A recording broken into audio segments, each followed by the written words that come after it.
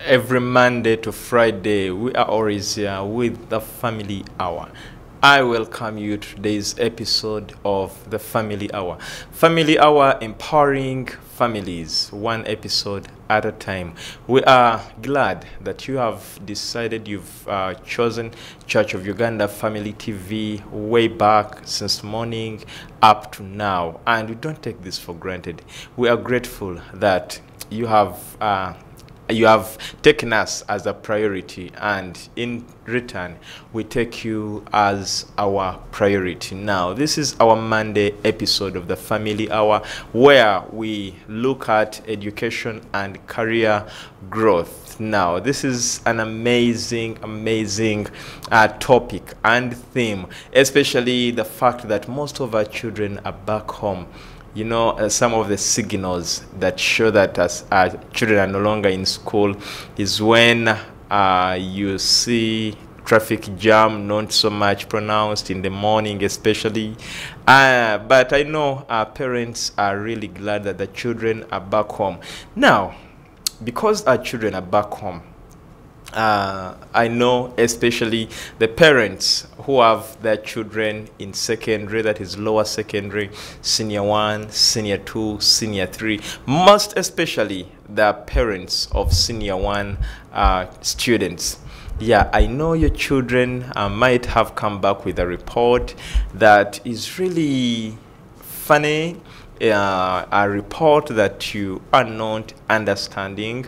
And so there is a lot that we really need to understand, and I'm grateful to, and we as Church of Uganda Family TV, we are grateful to National Curriculum Development Center, because they have really accepted to work with us the whole of this month as we get into the right understanding, as they give us the right knowledge of this new lower secondary school curriculum. And with us is, of course, Mr. Mathius Mulumb, who is a curriculum specialist from the National Curriculum Development Center.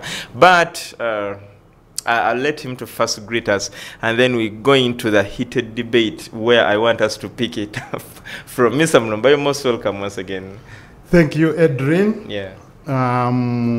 Happy good evening, viewers. I'm happy to be here on Family TV, and we are also grateful to Family TV and Church of Uganda for giving us the opportunity as the Ministry of Education and Sports and the National Curriculum Development Center to share with the viewers the new lower secondary curriculum. And we would like also to welcome back our holiday makers who have been interacting with the new lower secondary curriculum. We are happy today, this evening, we are going to get yet an exciting discussion. Indeed, it is really exciting because it has been a long wait. There have been a lot of issues that are raised over our previous discussions, especially the very first discussion we had on this lower secondary school curriculum. I think we are picking it up from there. Then later we shall go into the assessment and the assessment of learners basing on the competences. So, Mr. Mulumb, you summarized the old curriculum in just 2 minutes, and indeed people credited you for that. you did a wonderful job, especially when you asked, are we teaching science or history of science? that was an outstanding statement, and I believe very many teachers were now able to judge whether they are teaching science or history of science. But there came two outstanding things. One was the Gezira irrigation scheme. You told us that Gezira, okay, they used to teach us that Gezira irrigation scheme was for cotton. And you told us since then it is no longer in existence. And then someone said it is in existence, although it's no longer cotton for cotton. It is now for wheat. But Gezira is still there. But the most heated debate was now with the science fraternity about diodes. Now, before we get into this discussion, let us pick it from there, from the diodes. Are the diodes in existence or no longer in existence, Mr. Mulumb? Thank you very much, and I would like to welcome the scientists to this discussion. As I also learn. As we also learn, yeah. It is a learning curve. And what I want to inform our fellow scientists that knowledge is evolving at a faster rate than we can think. We might be in the state that for us it has reached us late, but knowledge is evolving. So the movement of current evolved from the diodes. That was the first discovery. How do we control that current moves only in one direction? Then we got transistors. Right now, the technology is integrated circuits. That is what is being used. So in Uganda, you may be having the tools, the equipment, or machines that are using diodes because you are still outdated. Like we import cars of 1998, but in Europe they are driving cars of 2019. So science is evolving. Actually, you come out of the bond excitedly happy you've bought a new car of 1998. Yeah, so in Uganda on our roads we have vehicles of 2010, but those are not new cars. They are just refurbished cars, and their model is outdated. But because for us we are a least developed country, we are using them to transport us. Likewise, the diodes, many people, when we are using chips and wafers, you find the technology has changed. The way electricity is distributed has changed. So if we are preparing graduates who will be interacting with integrated circuits, should we teach them diodes or not? So that is the issue. If people say these people are going to interact with diodes, that is fine, because that is what you can see. But when you come to the reality, you find that as a country we shall not prepare an industry for diodes. So these people, if they get that knowledge, it will be people becoming containers of useless knowledge. Wow. Since when has this changed? Because have we started embracing this new technology, or in Uganda we are still using diodes? Many of the new equipment that we are getting is using integrated circuits. As we transit from transistors, the transistors replaced diodes.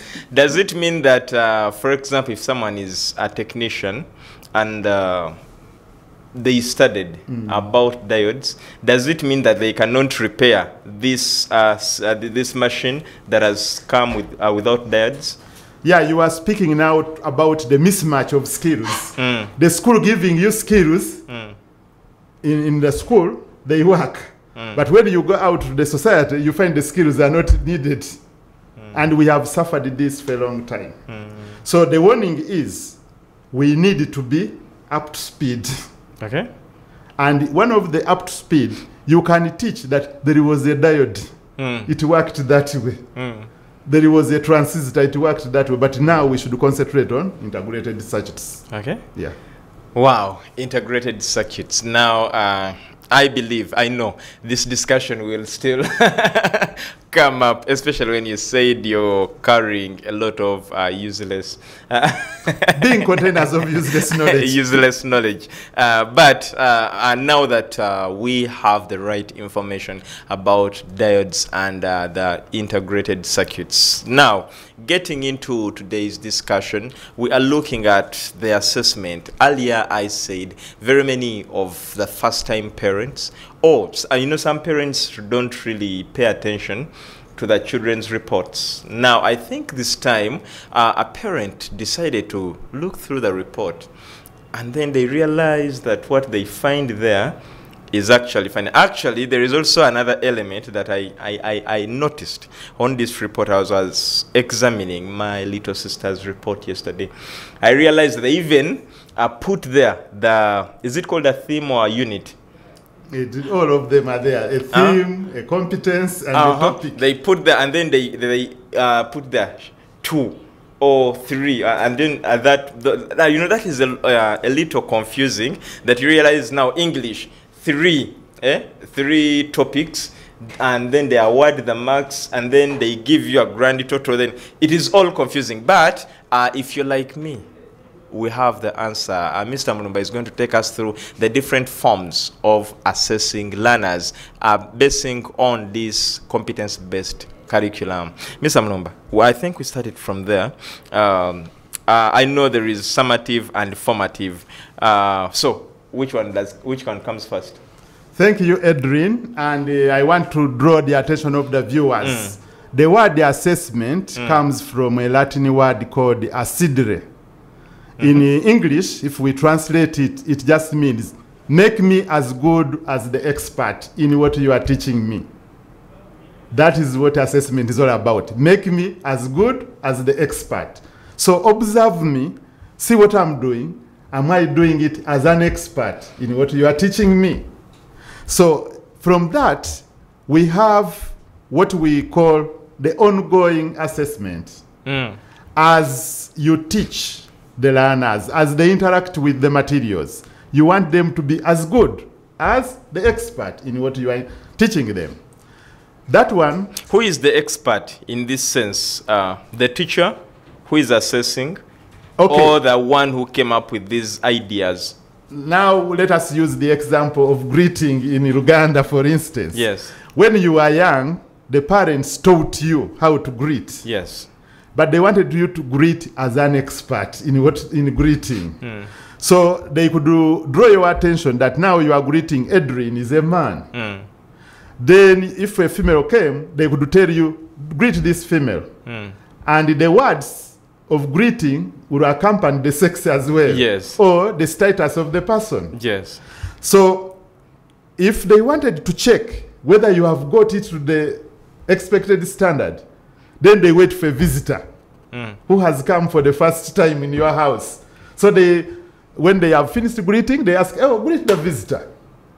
So if you start fumbling, instead of saying Edrin the man, and you say Edrin the woman, they will now format you. They make you as good. They will say, this is a man. You don't see that he's putting on a coat. Now you remind me, as I was still young, they told me, because they taught me, a woman is in Nyabo, but there were specific women we are seeing.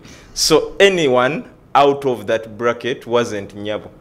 So for me, I thought Nyabo is a name given to, like it is someone's name. It is greetings are associated with also status or sex. No, I mean, in my mind, I didn't know. I didn't think that greeting was, that Nyabo was actually sex. I thought Nyabo was someone's name. So each time I found this person, I would greet her Nyabo, and all the others were not Nyabo because they don't share a name with the other person.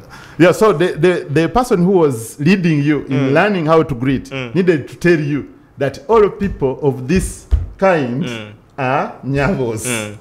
Such that you become an expert in greeting. But those you did not greet and they were female and you were not adding Nyabo, then they knew that you are not an expert. You had not been taken the level of being an expert in greeting. Like did they sympathize with me because I was young? No, they said because it is like you are supported until you become good or as an expert. We call that scaffolding. They had to scaffold you to be an expert in greeting.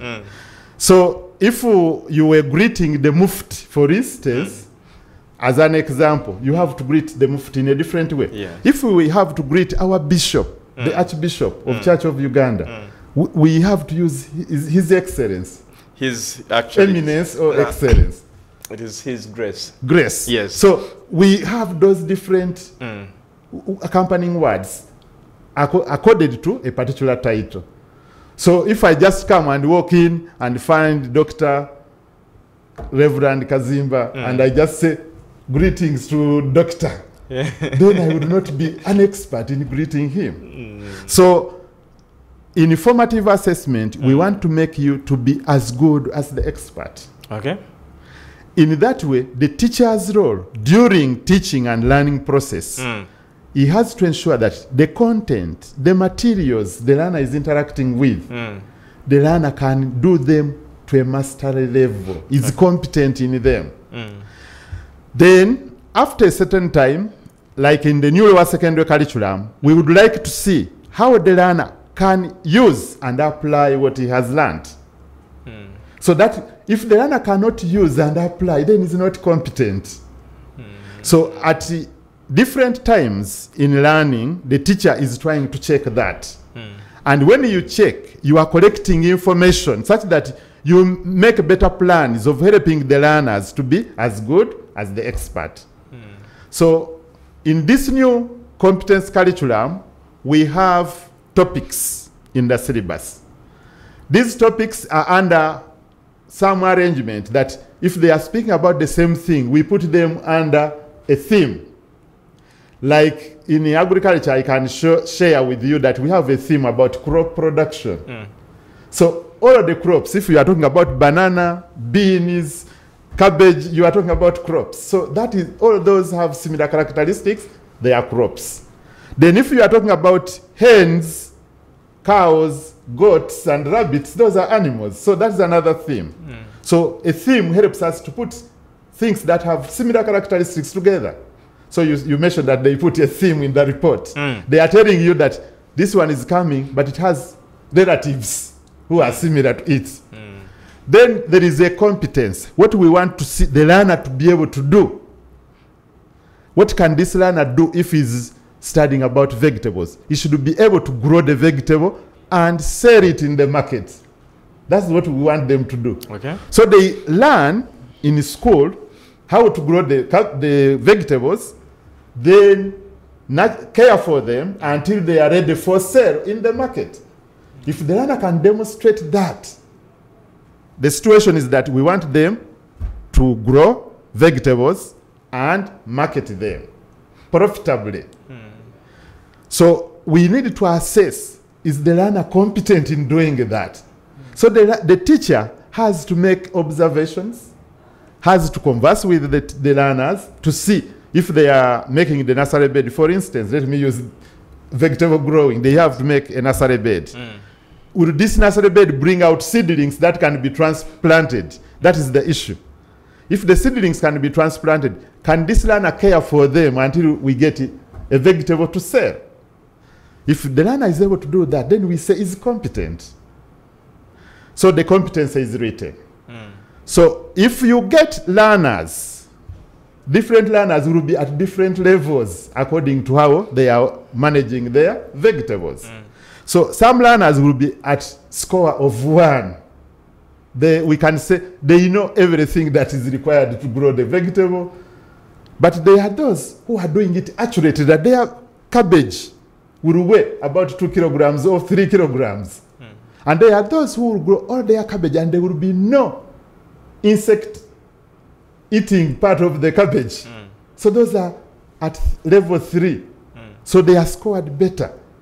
And they can sell them and everything is taken away by the consumers.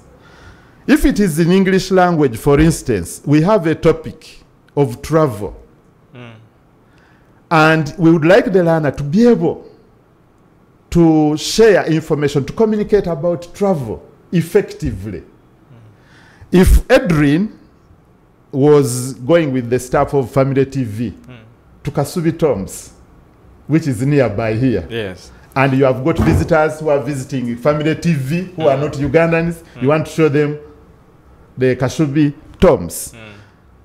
One, Edwin may decide to call these taxis, the cabs. Yeah, the cabs. You can call Faras is one of them right now. We had the other one, Safeboard, there was another one. Then there are actually very many. The other one is called what? Uber. Yeah, there are very many. There are very so many you use brands. the phone to call Uber to come and pick all the people and take them to Kasubi Tombs. So the learner should be able to tell us that you used the phone. And then you travel. As they are traveling, Edwin will be conversing with these people. They will not be just quiet there. The learner should be able to describe how the talking is.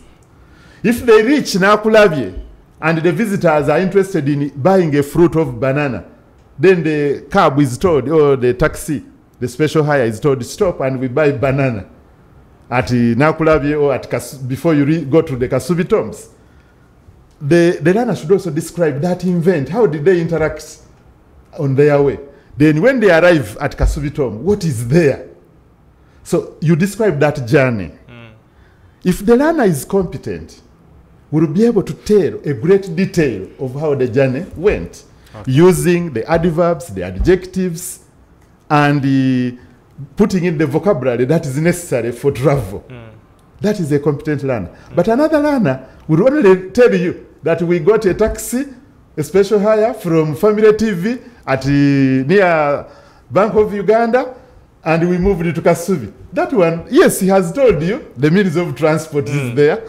He told you the destination. The destination. Yes. He gets one. He will not be like the other one describing even how they got the banana, how they conversed, and other people were reading newspapers. It will not be at that level. So we can separate how competent you are. Do you keep in mind that some people are good storytellers as well as others are not? That even when they think this is relevant, they might be limited by personality or by maybe a temperament not to discuss that detail? Yeah, it is true. They may not be able to do that. And that's what we are looking. What can you do if you are put in a situation? Now, don't you think you're crucifying this person with a one over something that they know? It is not, I'm not crucifying them, because the teacher should have made them during the teaching and learning process to be as good as the expert. Okay. So if by the time we come to the end of topic, the teacher has not supported them, the teacher should resign, because he is not in the shoes of the learner to becoming competent. Should be able to, because the role of the teacher is to be in the shoes of the learner to make them as good as the expert. Because that is how we nurture and tame talents. You try to see that you scaffold them, you support them. Because, as you are saying, other people, they may be timid. And you need to remove that timidness from them as a teacher. You need to give them activities that they practice on. By the time they reach that assessment at the end, they are as good as the expert. Yeah, only that psychologically they tell us temperaments don't change. So if someone is maybe is an introvert, then they'll be introvert forever. And I look at this person who is not only introvert physically, but they can also transfer that on their paper, that they are reserved.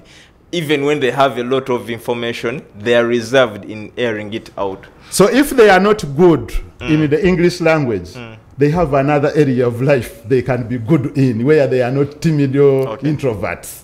So here we are in the new lower secondary curriculum, we are looking for what can you do, however small it may be. That's what we are recording. And we are like, I can use the example that when you have to get a pattern, that's the example I want to use. You would only focus on the good things on the pattern. However, even if there are bad things, those you don't look at. Even if people tell you the leg is lame, for you don't see it. So here, we want to see only the good things the learner can do. Or how the learner is applying and using what he has acquired. Yeah. Well, this is now interesting. So we are still looking at this assessment. And, you know, when you talk about assessment, there are a lot of issues. I look at a teacher who you said should resign, and they don't want to resign because they need this job. They're in a private school or maybe a public school, and sometimes their performance is measured by how students excel. After last week's discussion where we had you and and Mr. Cheyune, someone asked and said, won't this assessment tempt teachers to cheat for learners and give them higher scores? For instance, because I want maybe to impress a parent, I want to impress my bosses, and you said in this curriculum, no failing. What I need to do is to prove my productivity. I have to give my learners only 3 and 2 without giving them a 1. No, it is not only about writing 3 and 2. It is about what you can do for society. So if you are giving a 3, and you said this 3 is in how the learner is able to work numbers in matrices, for instance, in mathematics. If we take this learner to Java Cafe here and our neighbor here, and we are 4 of us, and we make orders, and the learner cannot give us the total cost, then he didn't understand matrices. How then, how is this going to be achieved? Because how it is going to be achieved, it is, we are using the situational judgment questions. That is the approach we have taken on. Okay. In the textbooks, they are called activities of integration. These situational judgment questions or scenarios are real life experiences. So if we are teaching matrices, we have in real life where matrices can be used or applied. So those are the ones we shall bring in the classroom during the assessment to see whether the learner is competent or not. Okay. So if it is a topic in history and we are talking about this longer distance trade, which is one of the topics many of us have studied, then the real life situation is that we get people who are working in Chikubo. They are trading in Thailand, they are trading in China, and so on. That is already longer distance trade. So we bring that situation because they are bringing goods, and some of them are also taking coffee, they are taking the organic fruits to Europe. So we can create that situation where we have Musoke from, there is a gentleman called Musoke from Entebbe Road, who is taking our sweet banana, the Ndiz, to Germany. But when he's coming back, he comes with suits from Germany, belts, watches, and so on. So he's in a longer distance trade. So we now have that situation described of how he's interacting. Now reflecting the longer distance trade that happened long ago when they were taking the ivory. Okay. Now the item that time was ivory. Right now it is the sweet banana, the Ndiz, which is being taken. Okay. The organic mango from Rusidi in Mitiana, it is being taken. So, or the moringa powder or moringa oil from Guru or the shea butter is being taken, which is organic. Instead of taking the ivory, because we don't longer have ivory, but it is still longer distance trade. The challenges they are facing now are an imitation of the challenges they were facing at that time. Another example in history would be about the scramble. And the petition. And the petition. It is a very interesting topic. At that time, the Europeans were struggling for the land in Africa where there are mineral resources.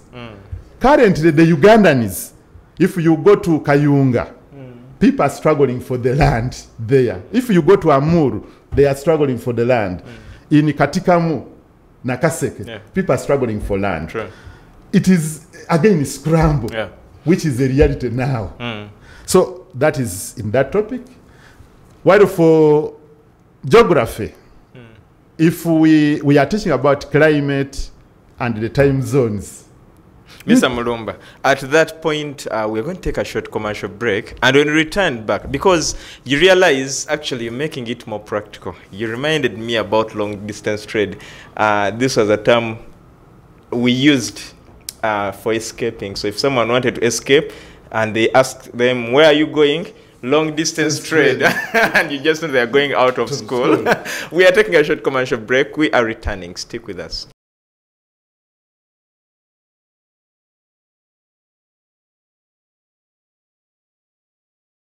Welcome back from the commercial break. We are grateful that you are still watching Church of Uganda Family TV. This is the Family Hour, empowering families one episode at a time, every Monday to Friday from 9 p.m. to 10 p.m. And Monday is a day for education and career, while Tuesday is family health. Wednesday is always family, finances, and wealth, while Thursday we normally look at leadership and governance.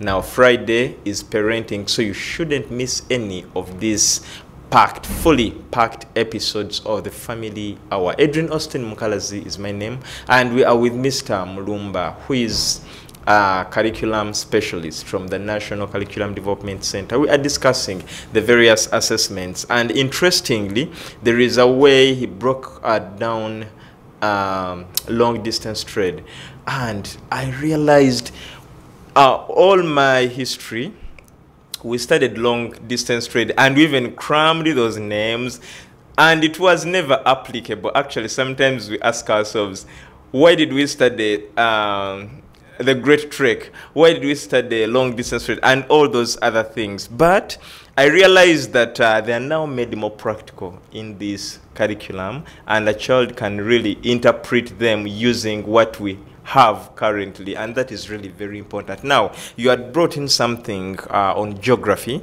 where we talk about the time zones. I think we pick it up from there. Thank you very much. I was sharing that if we are learning about the time zones, yes, the climate and the earth, I don't need to ask the children what is the time in Abuja, in Nigeria, or what is the time in the US. I just need to say, Adrian has got a trip to Melbourne, Sydney, and he will be passing through Amsterdam. Can you make an itinerary for him? Then I've looked at the time zones, I've looked at the weather changes, because if you are going to make an itinerary for him, even you have to advise him where it is going to be cold. True. So learners who have learned well climate, weather, and time zones should be able to apply the knowledge in preparing the journey for Adrian. So if that is how we are learning, then you are applying what you have learned to your life. So the assessment is geared that can the learner know that we have a Greenwich meridian? So if we have that Greenwich meridian and you are going to Amsterdam, it means you will be either 3 hours behind or 3 hours in front. But if you are going to Melbourne in Australia, then it is a different time. So you make the itinerary very fast and advise accordingly. Instead of just saying, oh, this is the map, show me where Melbourne is. And then you go, you start looking. looking for it. How do we apply what we have learned, the 24 hours? Okay. What we have learned about the earth rotation. How do we apply it? That is the issue. Not just cramming the earth rotates, so what if it rotates? So if a child can effectively show competence in this, then that is when they qualify to get this, the three, yes, the two. The 2 or 1. We are looking at how they are applying the knowledge. So meaning if a child comes back home with a 1, then a parent... It means is applying very little of what he has learned. So we shouldn't pin the learner, but we should give them time to grow. Because now, and you've said these people are taught in themes and topics. So if we are saying we are giving them time, then who is going to give them this time to get back and analyze the concepts that were taught in a previous topic that has been discussed? Good, you have said it. When we are learning, there are things that function together. And they are only broken into pieces to ease the delivery. So in geography, where we have been, yes, we have physical geography, we have human geography, and we have sustainable use of resources. Those are the key things that people should know. So if those are the key things, you learn bits of physical geography under maybe landforms, under mountains, under lakes. You are learning bits of it, but the whole thing is physical geography. If it is agriculture and I'm teaching learners, I can learn the growing of crops by studying one crop, but that is not enough experience. To be one who has mastered crop production, you need at least 3 experiences. So you can grow an annual crop such that you get that experience. Then grow a perennial crop. Then you can repeat with another crop. So the 3 will make you a master in crop production. But the theme, so this bit of just asking you about only perennial does not help you. Okay. So when the learner has been exposed to an annual crop, he will get reinforcement of the skill in perennial crop. And when they bring the 3rd crop, this learner will be mastering that. Likewise in animal, if it is in mathematics and we are looking at data handling, that is the big thing. We can do the basic arithmetic operations. That is the addition, subtraction, and the multiplication and division. You are in data handling. When you go to matrices, you are still in data handling. When you go to probability, you are still in data handling. When you go to averages, you are still in data handling. It is still the same concept. So these are just different exposures to make you a master of data handling. Okay. So if we decide to go to systems in science, you can study the alimentary system. That is the digestive system, respiratory system. You study about the blood circulatory system, and so on. They are all systems that one part supports another to get a full cycle of things. So these are different exposures. Okay. But they don't even stop there. There are even other systems in another discipline. Yes. They use the same concepts, the same ideas, but you are being exposed. So if you missed it here and the teacher is scaffolding you, in the next one you will be reinforced and brought to on board. Okay. So the assessment I expect at the end of a topic or at the end of a year integrates the different pieces you have been collecting and you apply them. You brought in something very important. You said at the end of the year, because you know, during our time, you used to come back with just a page of a report card. And today someone has almost 5 pages, and that is all that is all report. They have one, and then there is another one. Now, it even becomes worse at the end of the year, that they have put together a lot of things. Now they tally all for the entire year and all that. So kindly explain to us and break it down and how it comes about, so that when we see this bulky envelope and a student presents it to you, this is my report, you don't start questioning. Yeah, we would like to inform the parents, the viewers, that the report, the new report, is descriptive. Because in the past, we had only reports that were showing only a mark. English, 28, teacher's remark, work harder. Pull up your socks. Having 80, when I've studied 2 or 3 topics, what does it mean?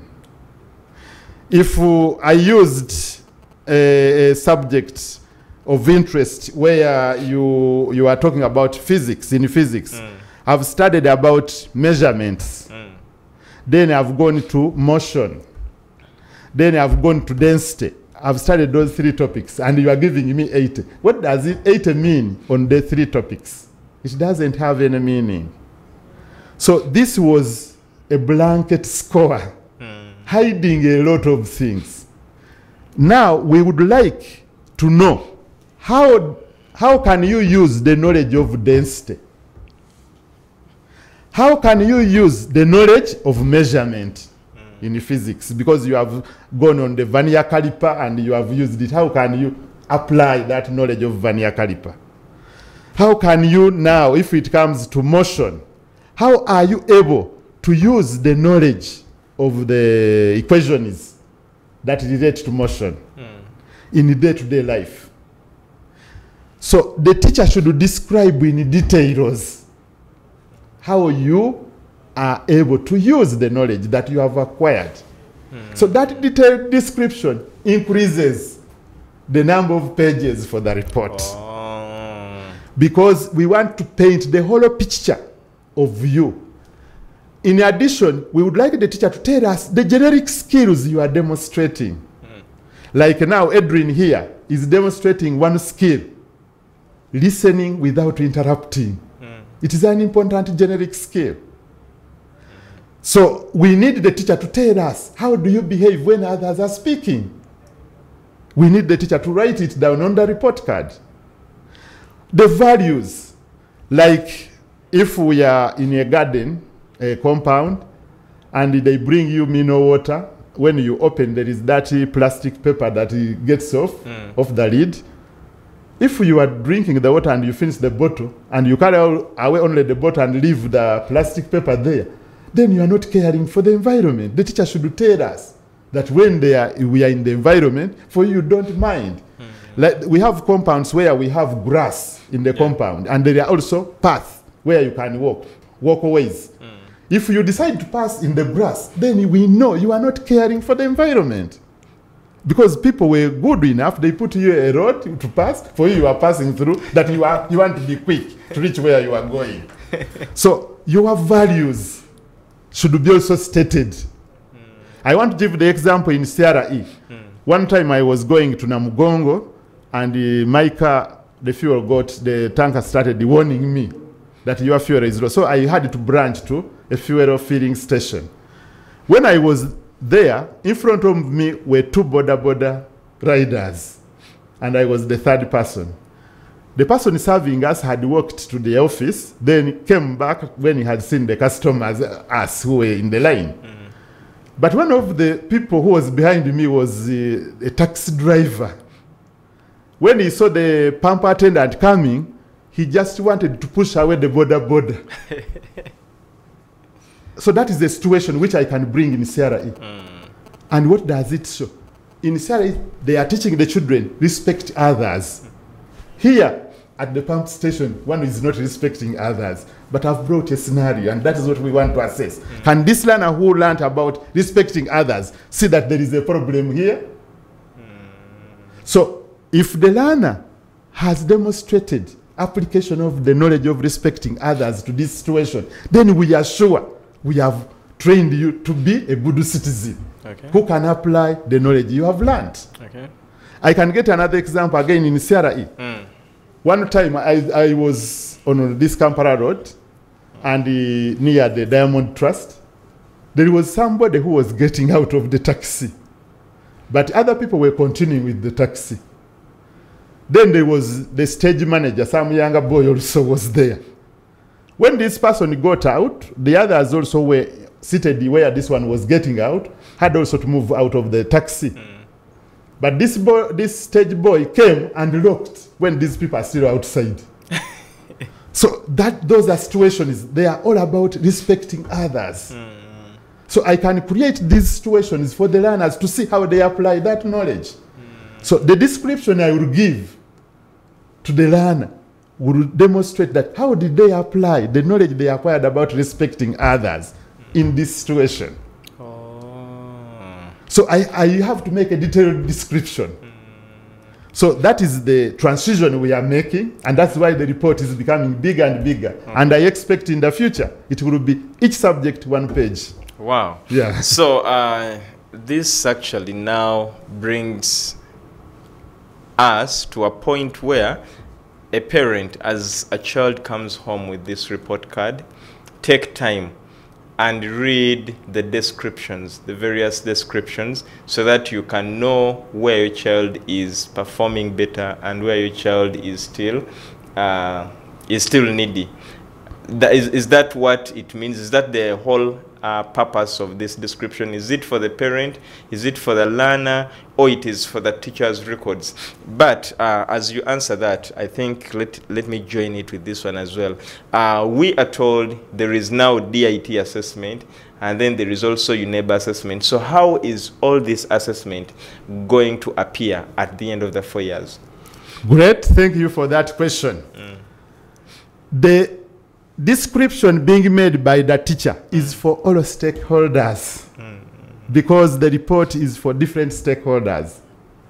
If I'm an graduate and I come to Edrin and I want to show that I reached, or I started up to senior 2 and now I'm graduating by senior 2, and I show you my report, and the teacher of English language commented that, oh, Mulumb can speak well. Mulumb can follow instructions. Mulumb is able to generate new ideas when given a challenge. Then Edrin, who is employing him, knows, who wants to employ him, knows what I can do. That is for employers. Then the parent, the biggest thing you should ask your child, what can you do after paying for school fees for 2 months you have been at school? The learner should tell you what they can do in each subject they have studied. That society wants. What we can do that society wants. So if it is in physical education and the learner has been studying about these games and sports, particularly body condition, the child should be able to come and say, I can make a frog jump. Or I can do press-ups up to 40 times. I can train you to do press-ups. We shall start with 5 times. Then we shall increase the number of times as we work over the week. So if the learner has been studying physical education, should be able to tell you what he or she can do. So the teacher is describing that Mulumb is able to do press-ups up to 50 times. So he's able to do that with ease, and can do even another activity of frog jump. So the teacher is describing all that detail. He's able also to take care of his friends who have been hurt. So he's talking also about caring for others during the physical exercises. So the teacher is describing all those details, such that when you read that, you know what this person can do. It is not the 3, it is what the child can do. That is very important. So if it is the head teacher, should know that the teacher is teaching people who can do things. If it is the career guidance officer who is helping the learners to choose paths they will follow, this description will tell us which careers you are likely to go into. So the description is so much needed from the teacher. Then coming to the many assessments that you are talking about. Yes. Assessment starts with the teacher selecting the materials to teach, because he has to do diagnostic assessment to see what is necessary. He's doing assessment. He's judging what would make these learners to be as good as the expert. Then when he brings the material during the class time, the teacher is continuing to do assessment, because if he poses a question and they respond, he will know whether they are becoming good as the expert or not.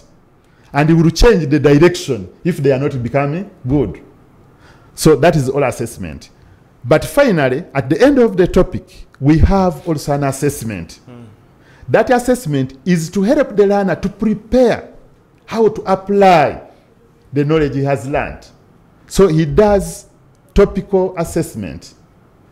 But at the end of the year, we would like now, you have gathered knowledge from different pieces. How can you integrate them to address a societal problem? Then at the end of 4 years, UNEB will assess how you can integrate the knowledge you have acquired in the 4 years to address societal problems. Like in agriculture, I expect the learners to be faced with 3 scenarios. One scenario on crop production, one scenario on animal production, another scenario on value addition for the market. So how do you apply the knowledge you have gathered in animal production, in crop production, and value addition? That assessment will be done by UNEP. Then on the other side, we have assessment by DIT. I want to emphasize that DIT assesses occupations. Okay. Occupations. How can you perform in a given occupation? That is what DIT is assessing. So in agriculture, so far, DIT has identified 20 occupations that learners can be assessed in. Those who are ready, because DIT assesses those who are ready, like the inspector of vehicles does. If you are not ready, you don't go to the inspector of vehicles. So if you are not ready, do not go to DIT. You should be ready and competent to produce according to the market standards, to perform the occupation according to the industrial standards. If you don't do that, you feel you are not comfortable, you don't measure the market standards, do not apply for assessment by DIT. So that is the difference. Okay. So it should be clear that we have assessment by UNEP and we have assessment by DIT. Is it also compulsory? Like the DIT assessment? Is it compulsory and part of the assessment package? No, you have not been following me, but let me put you right. No, no. But why I ask that? Yes. You've said DIT assesses occupations, but I look at a situation before where schools were actually asking for money from parents. Every student is supposed to pay a particular amount of money. I don't know if it was 80, depending on the school. And this was DIT assessment. And then before long, we see now a publication in the newspapers that DIT assessment has been halted. So that is where my question originates from. Thank you very much. Let me put it right. I want to go back to the use of the example of the inspector of vehicles. Yes. The inspector of vehicles does not get every Tom and Dick on the street to go and do driving permit test. Yeah. Likewise, DIT assesses those who are ready in a given occupation. An example of the occupation is here, a fish farmer. This is, in our topics in agriculture, we have fish farming. We are teaching the learners about fish farming. But a learner to be able to be assessed by DIT will have to meet these industrial standards.